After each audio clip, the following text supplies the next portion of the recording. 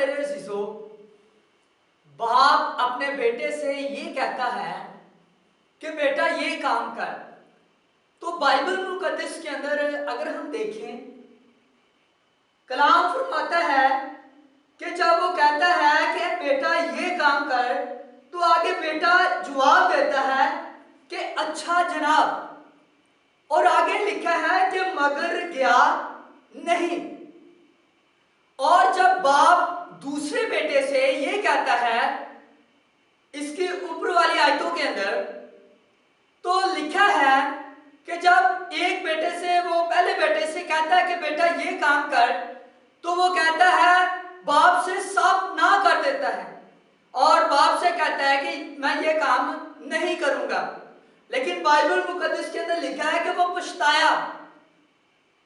उसने जो बाप ने जो अपने बेटे से काम कहा था, उसने वो काम किया।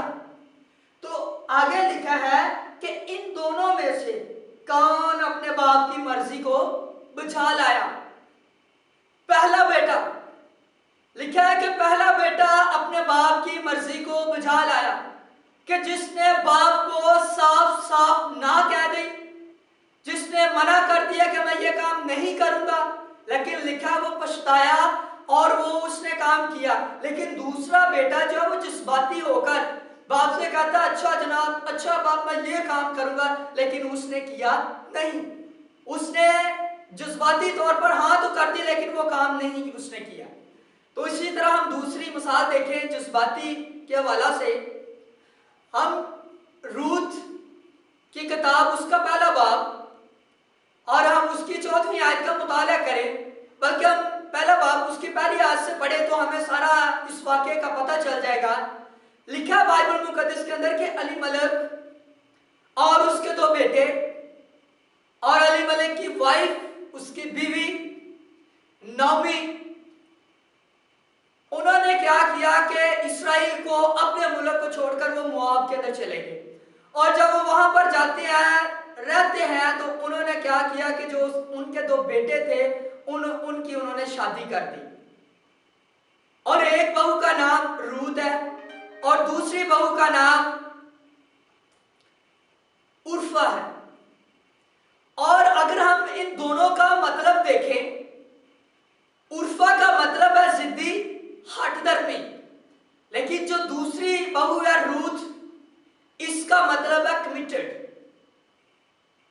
और जब ये वहां पर जाते हैं मोआब के मुल्क के अंदर, तो क्या हुआ कि अलीमलेक भी मर गया और उसके जो 2 बेटे थे वो भी मर गए, उनकी भी डेथ हो गई, तीनों की डेथ हो गई। और अब पीछे नौमी और उसकी दोनों बहुएं रूत और उर्फा, ये तीनों रह जाती हैं।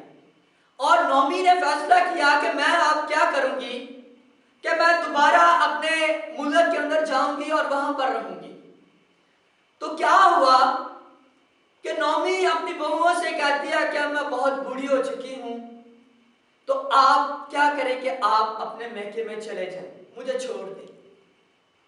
तो जैसे मैंने आपको पहले बताया कि उर्फा का मतलब है जिद्दी, हठधर्मी, और रूत का मतलब है कि कमिटेड।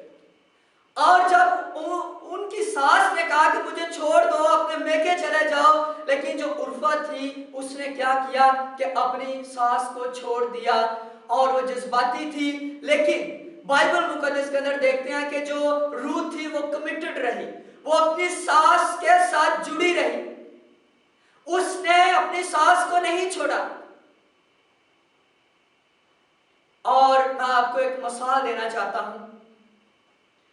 हम एक गम लें और एक पेज पर, फॉर एग्जाम्पल ये 2 पेज हैं, एक पेज पर गम हम लगा दें और इस पेज को हम इस पेज के साथ जोड़ दें।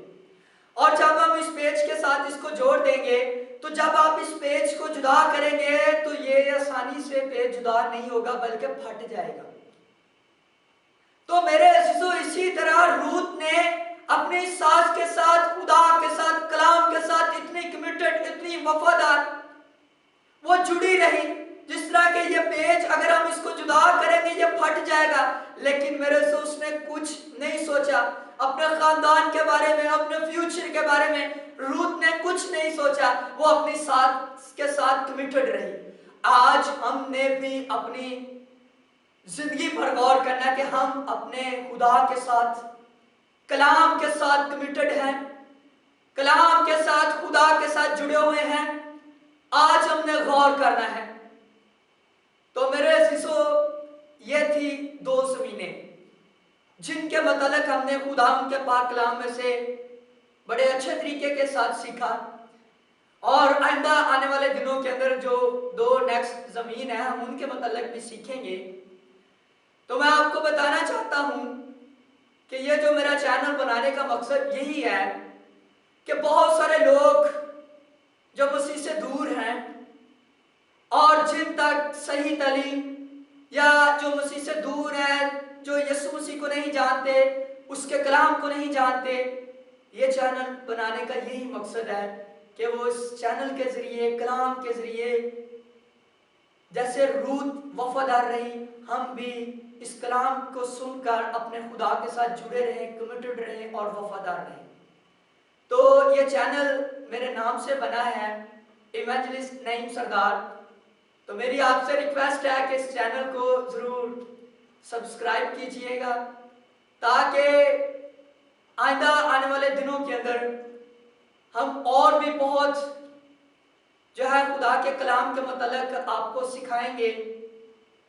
तो मैं चाहता हूं कि इस चैनल को सब्सक्राइब करें, ताकि जो इस चैनल पर हम वीडियो जो है अपलोड करें तो वो आप तक पहुंचे और आप उस वीडियो को सुने और ये सारा इज्जत और जलाल खुदा यीशु मसीह के नाम को मिले। सो खुदा आपको बरकत दे। आमीन।